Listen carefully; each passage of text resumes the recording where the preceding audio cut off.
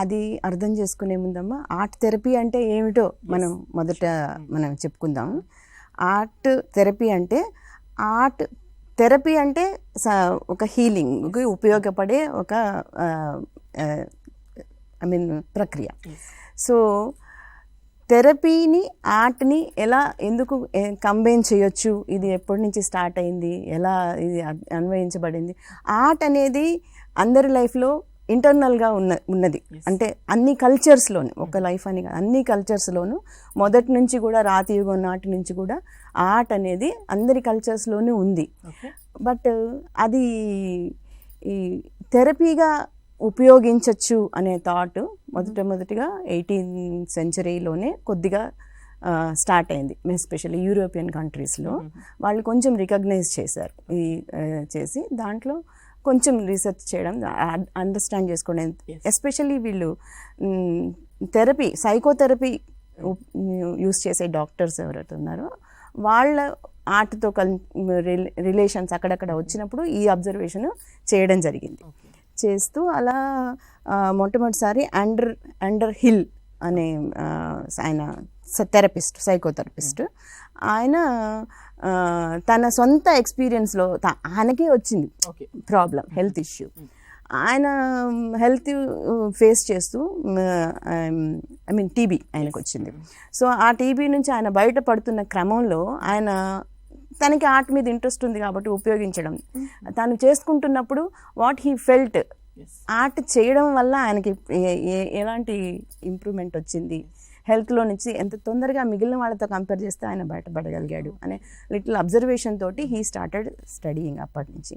So అట్లాగా European కంట్రీస్లో ఈ ఆర్ట్ థెరపీ అనేది ఒక వర్డ్ స్టార్ట్ అయింది. థెరపీగా దాన్ని గుర్తించడం జరిగింది. తర్వాత ఎడ్వర్డ్ ఆడమ్సన్ అనే సైకోథెరపిస్ట్ ఈ ఆర్ట్ థెరపీ అనే వర్డ్ని ఉపయోగించడం ఆయన. So he is founder of art therapy అనే వర్డ్కి అనమాట. సో అలా ఆయన ప్రాక్టీస్ చేయడం, అలా మెల్లమెల్లగా యూరోపియన్ కంట్రీస్లో ఈ ఆర్ట్ థెరపీ అనేది మొదటగా స్టార్ట్ అయింది. తర్వాత అమెరికా వైపు కూడా ఇప్పుడు చాలా వాస్ట్గా రీసెర్చెస్ జరుగుతున్నాయి అమెరికాలో. కానీ ఇప్పుడు ఇది రికగ్నైజ్డ్ థెరపీగా దీన్ని గుర్తించడం జరిగింది. సైకోథెరపీ వాళ్ళు ఉపయోగించే దాంట్లో ఆర్ట్ థెరపీని కూడా చాలా విరివిగా ఎక్కువగా ఉపయోగించడం బిగిన్ చేశారు. దీనికని ఒక ఫార్మల్ కోర్సెస్ కూడా ఇప్పుడు వాళ్ళు బిగిన్ చేశారు. ఇప్పుడు ఆర్ట్ మీరు అడిగిన క్వశ్చన్కి వస్తే, మిగిలిన ఫార్మల్ పద్ధతి కంటే ఆర్ట్ ఎలా ఉపయోగపడుతుంది అనేది క్వశ్చన్. సో ఆర్ట్ ఎలా అంటే, ఆర్ట్ అనేది సెల్ఫ్ ఎక్స్ప్రెషన్ తెలియని కన్ఫ్యూజన్ స్టేట్లోనే ప్రాబ్లం ఉంటుంది హ్యూమన్ మైండ్కి.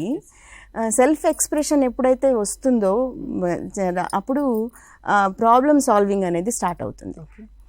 సో అలా ఆర్ట్ అనేది సెల్ఫ్ ఎక్స్ప్రెషన్కి ఒక మంచి ప్లాట్ఫామ్ని క్రియేట్ చేస్తుంది. మనుషులు మాటల్లో చెప్పలేని విషయాల్ని కొన్ని డ్రాయింగ్స్ ద్వారాను, ఆర్ట్ అంటే ఇప్పుడు ఈ థెరపాటిక్, మనము ఇప్పుడు డ్రాయింగ్ ఆర్ట్ గురించి డిస్కస్ చేస్తున్నాం కాబట్టి ఫోకసింగ్ ఆన్ దిస్ సబ్జెక్ట్.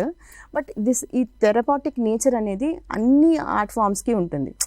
ఈ music, dance different. But we are discussing about the fine art ఎలా ఉపయోగపడుతుందని. సో ఫైన్ ఆర్ట్ కూడా ఈ drawing, there are different mediums, so many, not only drawing అని కాదు, ఈ మీడియమ్స్ అన్నీ కూడా సెల్ఫ్ ఎక్స్ప్రెషన్కి బేసిక్గా ఉపయోగపడతాయి, చాలా బాగా ఉపయోగపడతాయి. వెన్ సెల్ఫ్ ఎక్స్ప్రెషన్ ఎప్పుడు వస్తుందో అది హీలింగ్కి స్టార్ట్ అవుతుంది అనమాట. So this way this art form is useful for therapy.